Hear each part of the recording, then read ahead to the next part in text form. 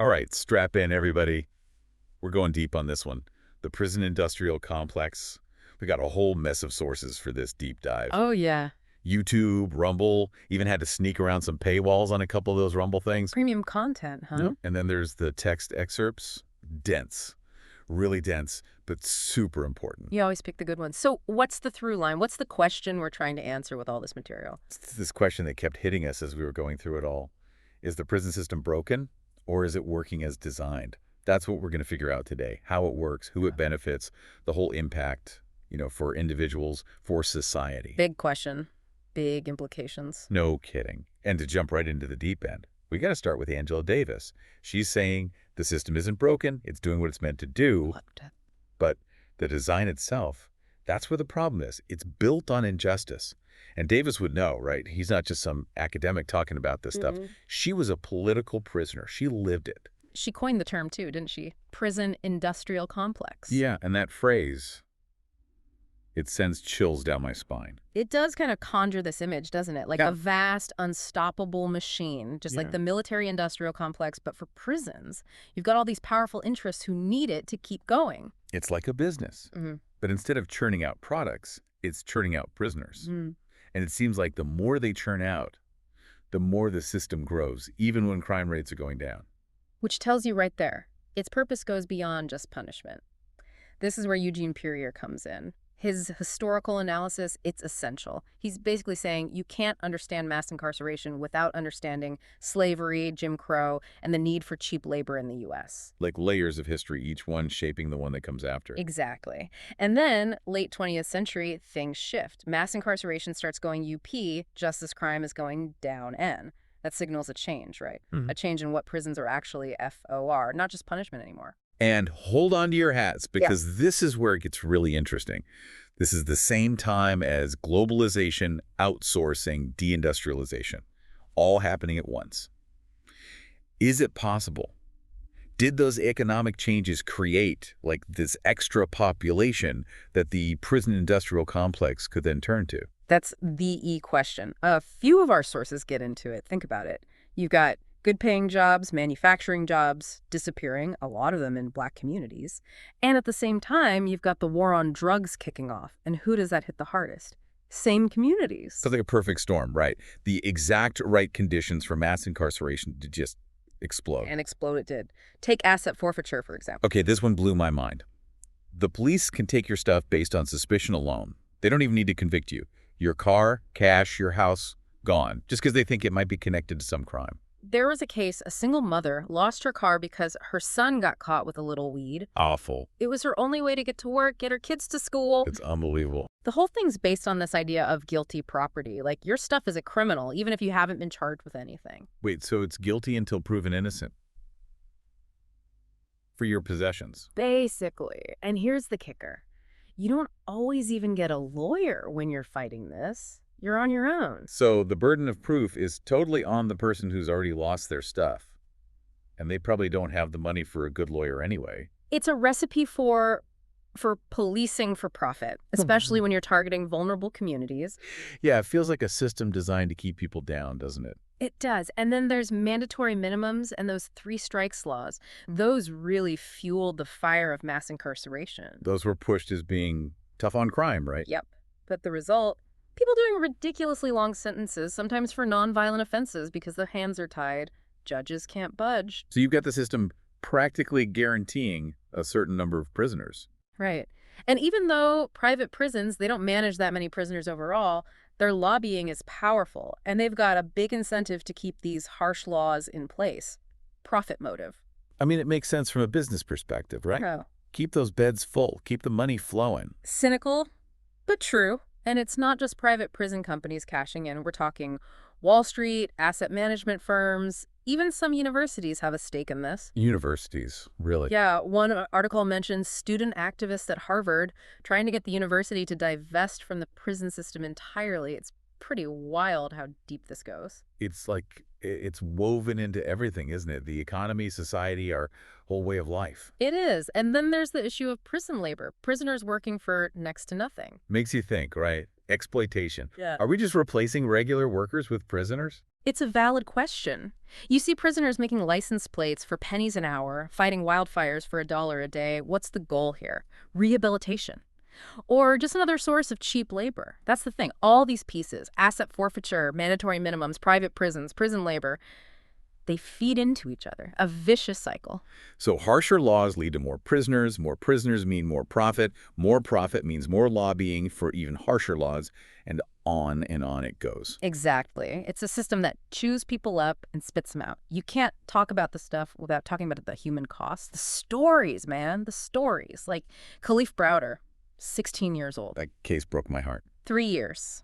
3 years at Rikers, just waiting for trial. For stealing a backpack, allegedly. Allegedly, never even convicted, couldn't afford bail, and Rikers. Ooh. And what happens? He gets out, and he can't escape it. The trauma. Commits suicide. It makes it real, you know? Yeah. This isn't just some abstract thing. It's people's lives. Yeah. And you can't talk about the prison industrial complex without talking about race. The numbers don't lie. Yep. Black and brown people, way overrepresented in the prison population. And it goes back to everything we've been talking about, right? Slavery, Jim Crow, the war on drugs, systemic racism baked right into the system. Baked right in.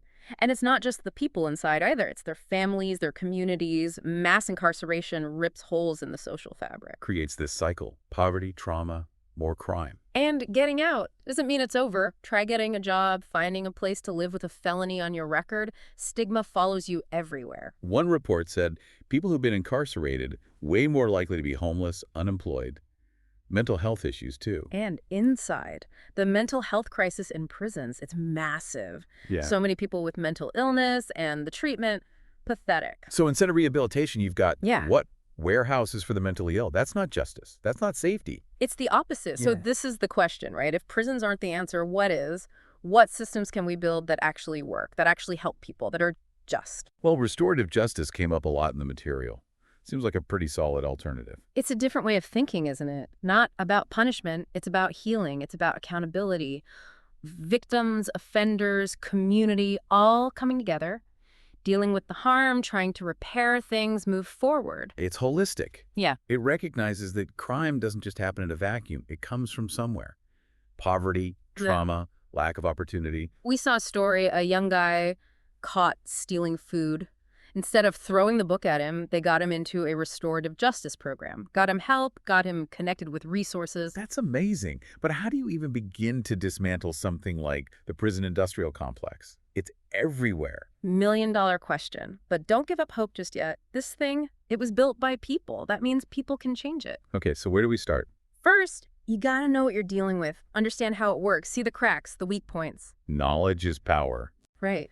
Then you start pushing. Support groups like Life After Justice. They're fighting wrongful convictions. Push for policies that get at the root causes of crime. And be critical. Don't just believe everything you hear, especially in the media. The media loves to play up the fear, you know? Makes it harder to talk honestly about what's really going on. A lot of people just assume prisons are necessary. And the only way to keep us safe. Yeah, that's the story they want you to believe. The people who benefit from things staying exactly the way they are. So we got to change the story. We do. We need justice that heals. Justice that's humane.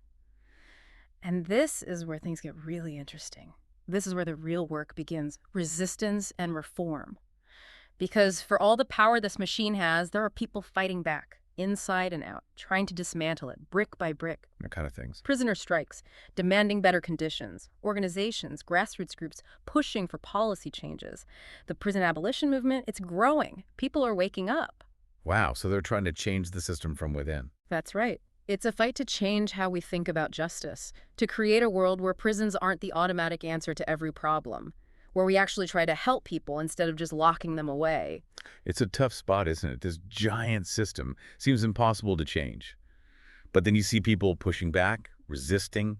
It gives you hope. That's the tension. It runs through all the stuff we've been looking at. You see individuals fighting their own battles, organizations trying to change the whole game, this whole movement for prison abolition. David and Goliath, right? Yeah, kind of. But David won, didn't he?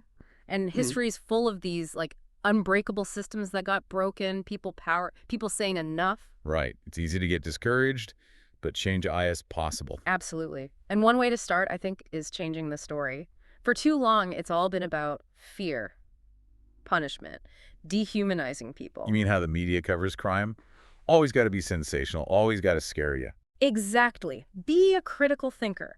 Question what you see, what you hear, especially the stereotypes.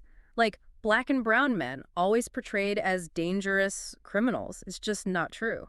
But those stories, they fuel the whole thing, the whole mass incarceration machine. And it makes it harder to talk about the real problems, the things that actually cause crime.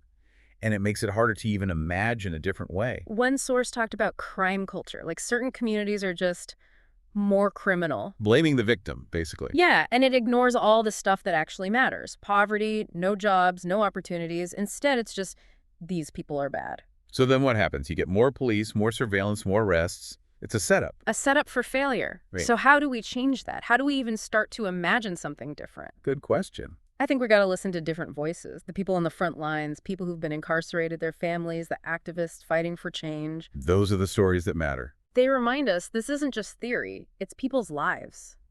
And one thing that really hit me in all this research, the resilience, the activism inside prisons, prisoner-led organizations, hunger strikes, legal battles, they're not giving up. That's amazing, even when the system is designed to shut them down. It's incredible. It shows us the power of the human spirit. And it shows us that even in the darkest places, things can change. We have to support them, amplify their voices, work together. And that means finding alternatives, right? Yeah, To prisons, like restorative justice. exactly. Restorative justice, community programs, trauma-informed care. It's about helping people. It's about accountability. It's about fixing the problems that lead to crime in the first place. And it works, right? There was a study that showed restorative justice programs, people are way less likely to end up back in prison. Makes sense. Address the real issues, poverty, trauma, addiction, and you actually break the cycle. You don't just lock someone up and hope for the best. Invest in people, not prisons. Exactly. And believe that people can change. Believe in redemption. I like that. Feels like there's a long way to go, but at least there's hope. There is. The prison industrial complex, it's a powerful beast. But it's not unbeatable. We can make a difference. Raise awareness. Challenge the stories they tell us. Support alternatives. We can build a system where justice actually means something, where it's about healing, about restoring, about making things right for everyone. That's worth fighting for. Absolutely. Well, that was heavy, but I'm glad we did this. A deep dive into the prison industrial complex. It's a lot to take in, but it's important. Thanks for listening, everyone, and don't stop here. Keep asking questions, keep learning, keep pushing for a better world. That's the only way things will change.